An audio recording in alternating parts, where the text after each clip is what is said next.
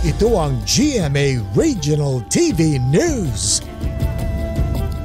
Sa Zaraga, Iloilo, patay ang isang lalaking 62 anyos matapos paghahampasin ng dumbbell ng kanyang misis.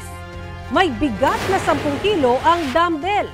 Base sa investigasyon, walang pinag-awayan ang mag-asawa. Sumuko rin naman agad sa mga pulis ang misis. Ayon sa kapatid na babae, matagal nang may kondisyon sa pag-iisip ang kanyang kapatid. Ikinuwento raw sa kanya na anim na araw na siyang walang tulog at tila may bumubulong sa kanya kaya nagawa ang krimen sa mister. Wala na raw balak magsampa ng kaso ang pamilya ng biktima.